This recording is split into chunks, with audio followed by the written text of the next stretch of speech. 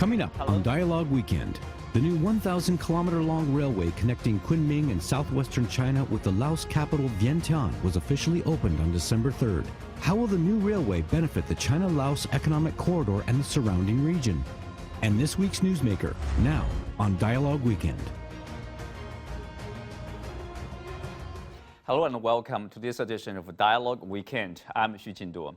The China-Laos Railway, which connects Kunming in southwest China with the Laos capital Vientiane, was officially launched on December the 3rd as a landmark project of the China proposed Belt and Road Initiative and China-Laos friendship. What kind of economic benefits can we expect to see for China, Laos, and the neighboring countries from the railway's operation? And how will it inject some stimulus into a wide railway network planned to stretch across Asia?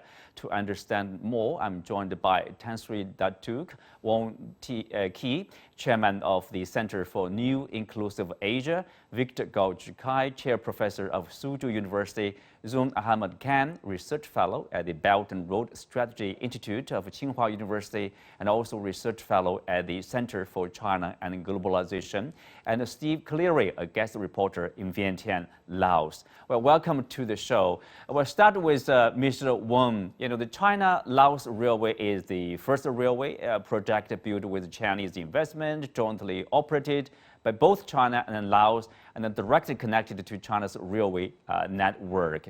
This is a project of about $6 billion US.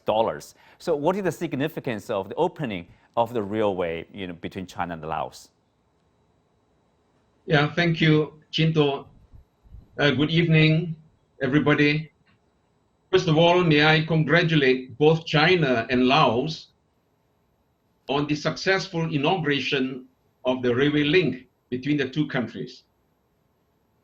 To answer the first question, the inauguration of this railway link is indeed a key milestone in the realization of the Pan-Asian railway network spanning between Kunming and Singapore.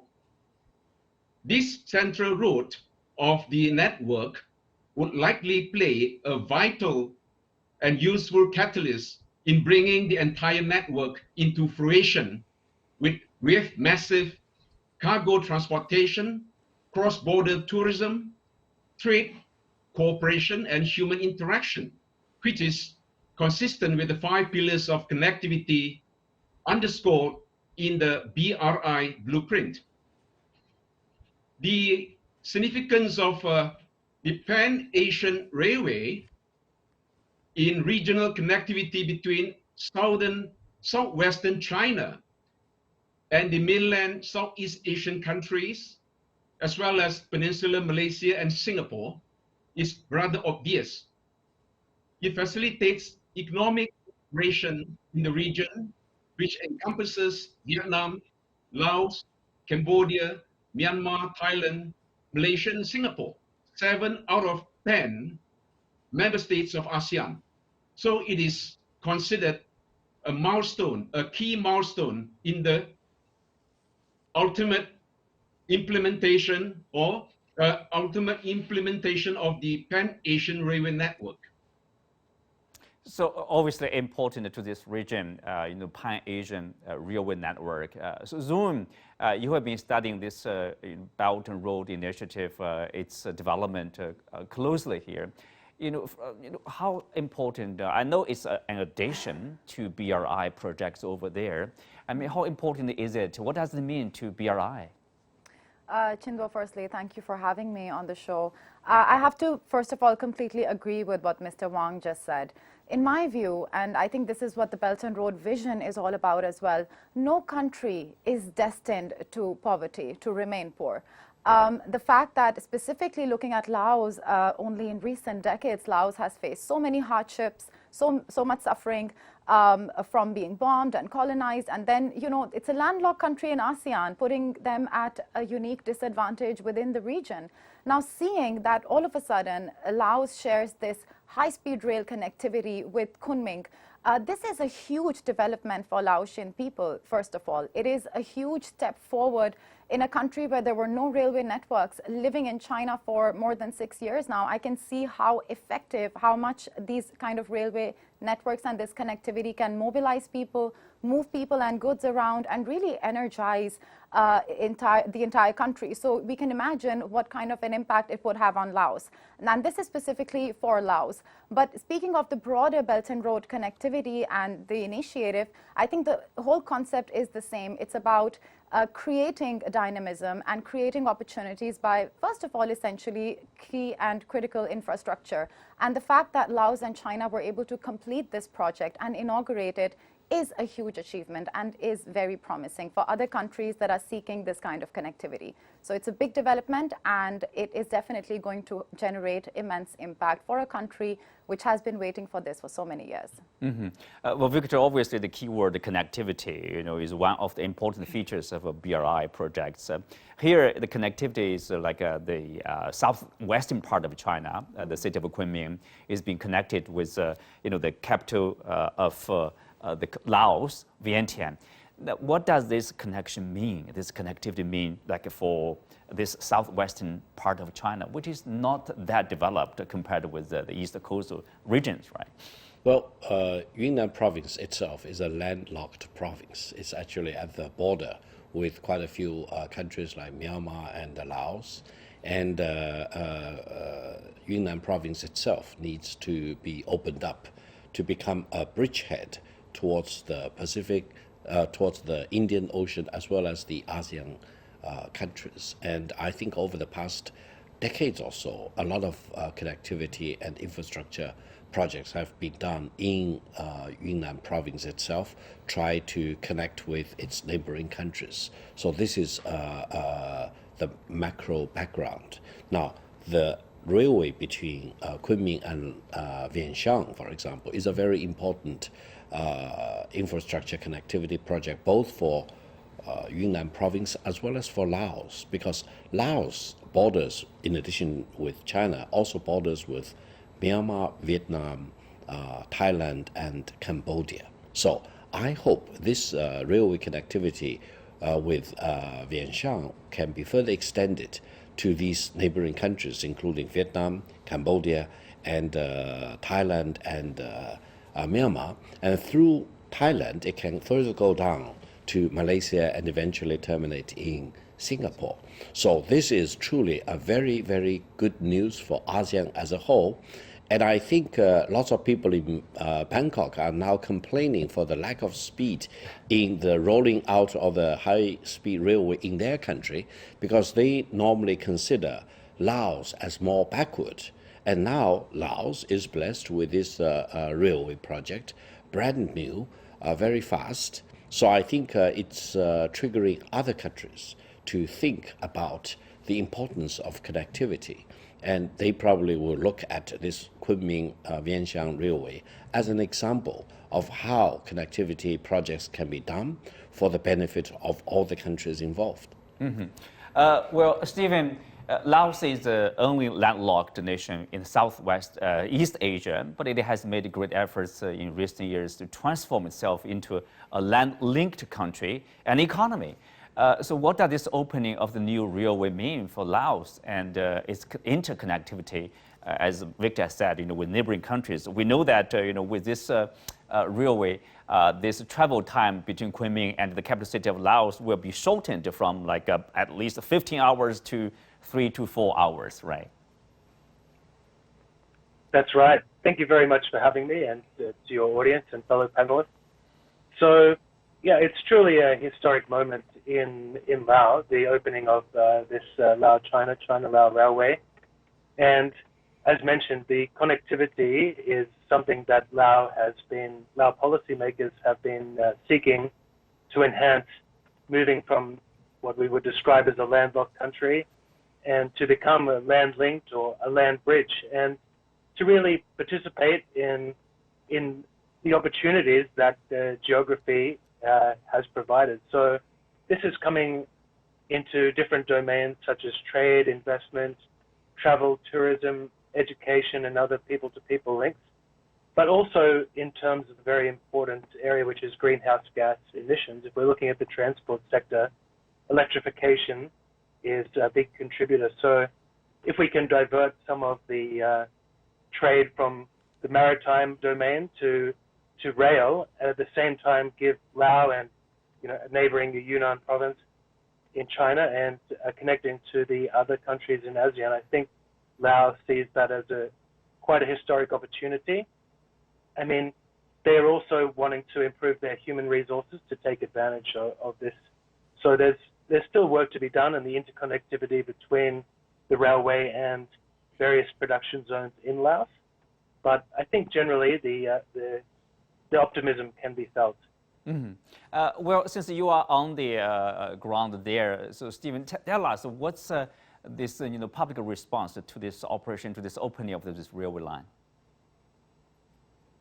Sure. Well, of course, currently we're living through the COVID-19 pandemic, and though Laos is a country of only 7 million people, it's very diverse and dispersed. So sometimes international reporters make big claims about knowing the public opinion, but I think we can really see that, having said that people are really excited about the historic nature of the opportunity and the fact that it will help to provide an economic stimulus as the country really taps into a regional and wider economic base, because no country is an island, and a landlocked country also needs to trade with its partners and around the world. And opening or connecting into China also means taking advantage of China's links with the world and the Belt and Road Initiative corridors, in addition to this corridor that Laos finds itself on. So I think people recognize that this is a big chance, big opportunity, and they would like to see how they can take advantage of the chances that they have. Right, of course, like the China market, and which is also growing, but the people I know, like in China, are also looking at the opportunities, to explore the country, which is not that well known because of the landlocked situation. Tell us, like, how rich in terms of this, tourism in that country, in Laos. What do you want to introduce, highlight to others? That's a great question. So I think one of the things that Laos really has to offer is, in terms of experiences, the climate here is very welcoming at this time of year. It's December.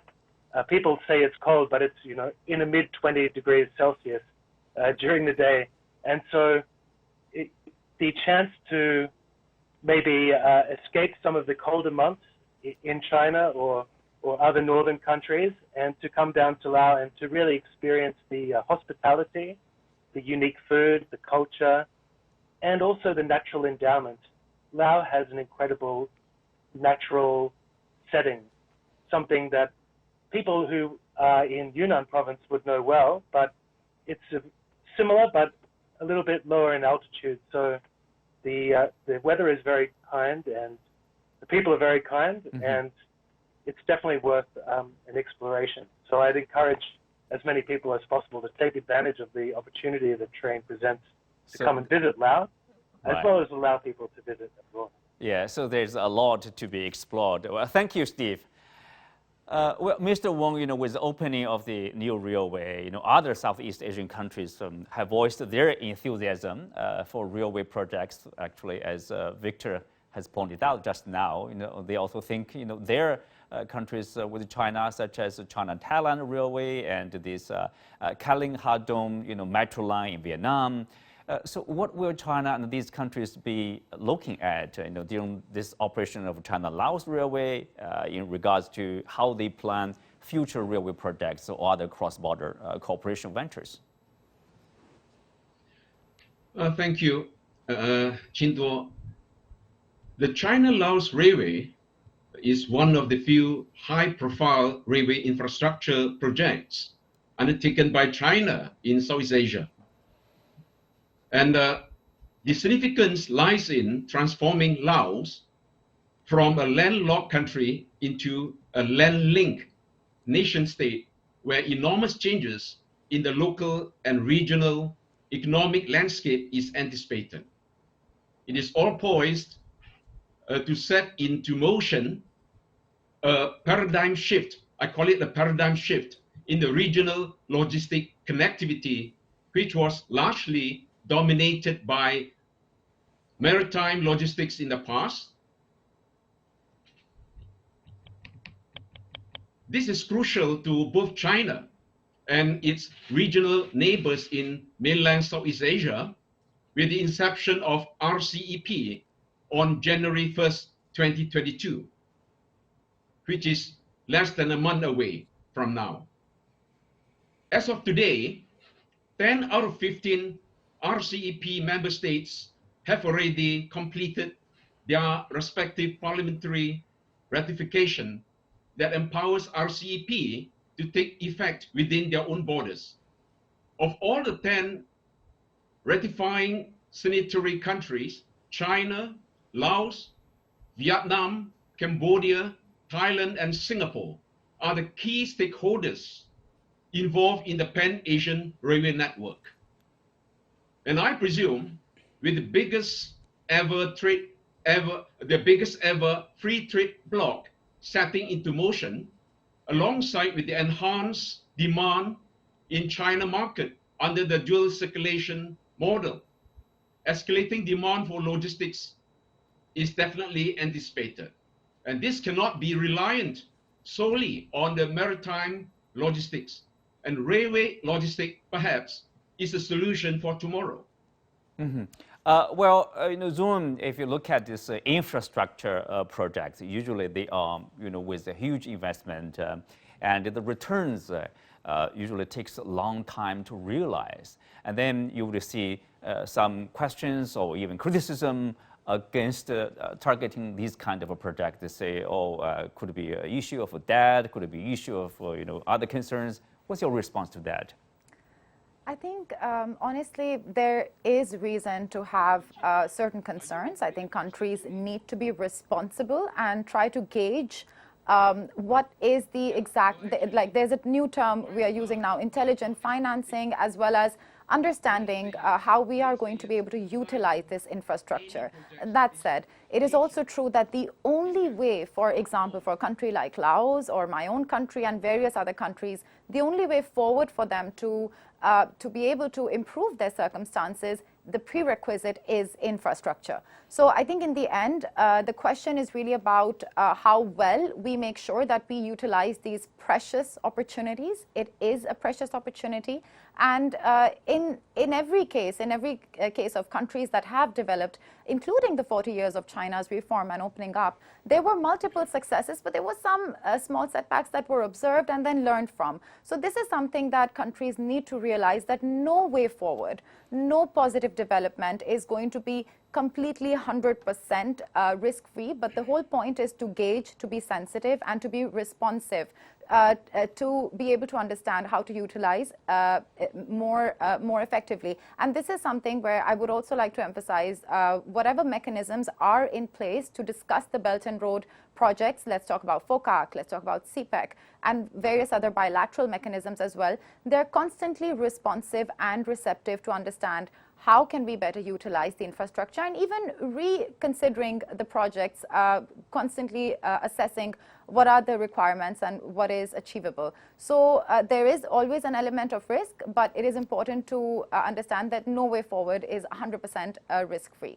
So it's going to take hard work in the end. Yes. Victor, obviously, this we mentioned is connectivity. It's not only about looking at Southeast Asian countries, look at Laos, but also look at China. Whatever agricultural products or manufactured products from Laos and neighboring countries, they could make good use of this railway and then export it to China. We remember this consumer market, this consumption market is to be probably the largest one in the world. Absolutely. I think this Kunming-Vientiane Railway will be generating benefits for both Kunming province of China, China as a whole, as well as Laos as a whole.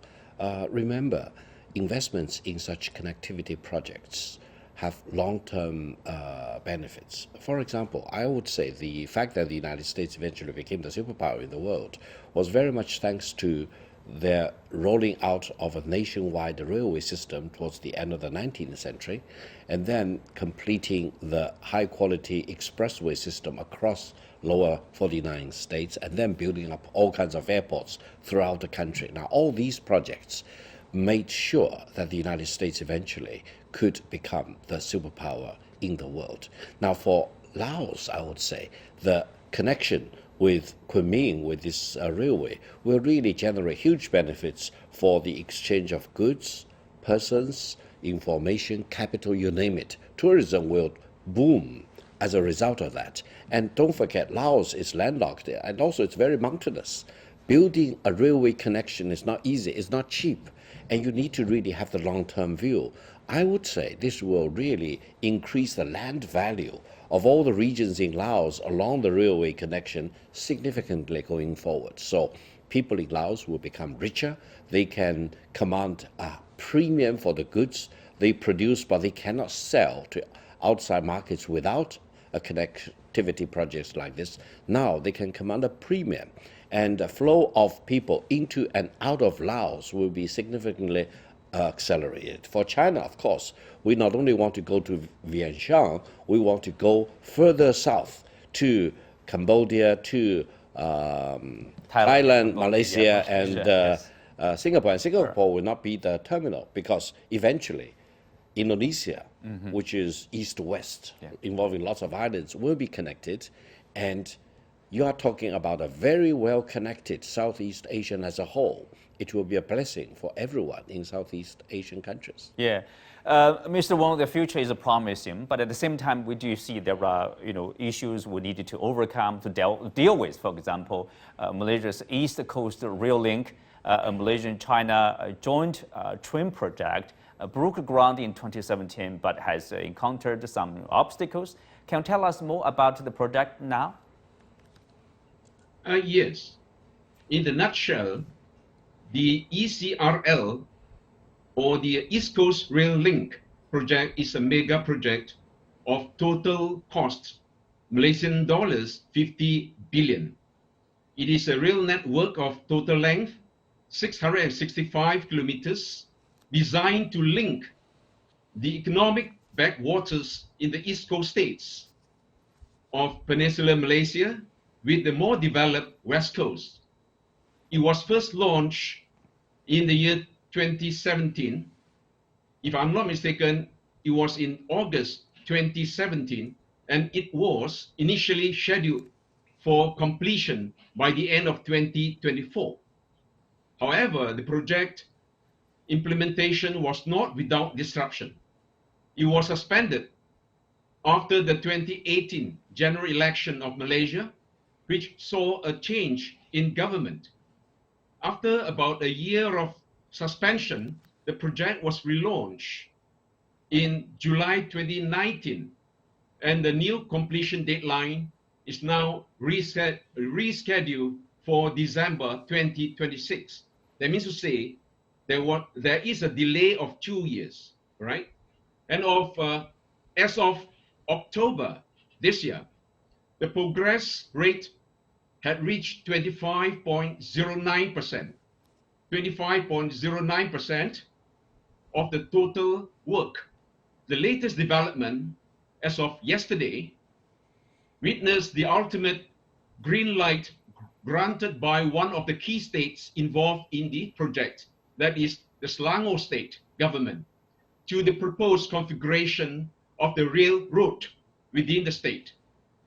As a Malaysian myself, more so as a former Minister of Transport for Malaysia, it is my sincere wish to see that the progress of work could be on track in the interest of the nation, because we really need to have such a rail link urgently. And more so, we want to see the Kuala Lumpur-Singapore high-speed rail be on track again.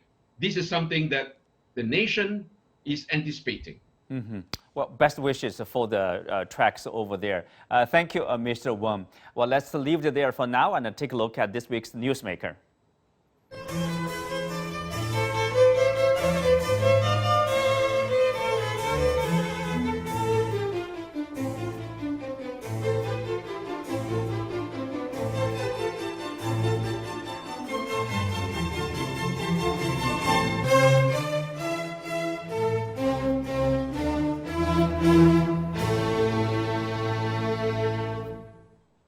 Well, Barbados has become the world's newest republic after 396 years of the rule under the British monarchy and 55 years after the country became independent.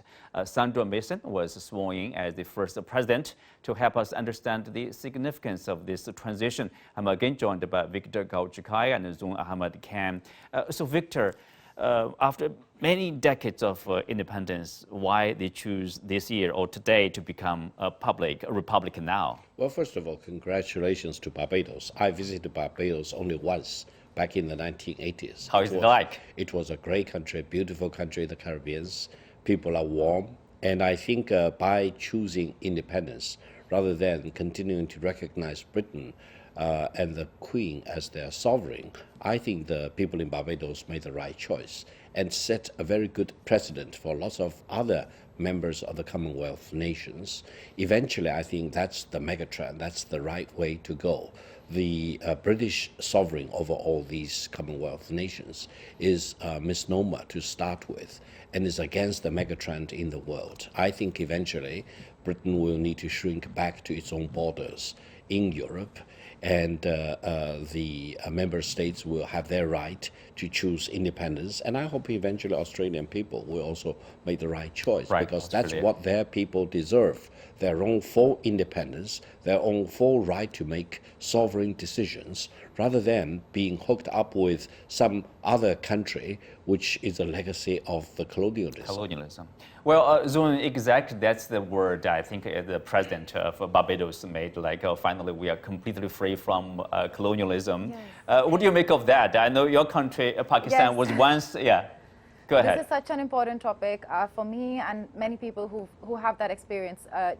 Decolonization is a long process. It takes, for example, the independence that Barbados had, it's 50 years on. This was the 55th Independence Day. But cutting that final link and having a local ethnic person as the head of state, that in itself, in her own words, it can really encourage young children of their nation to realize that the sky is the limit for them. They are such a proud and such a vibrant nation that have a very rich history.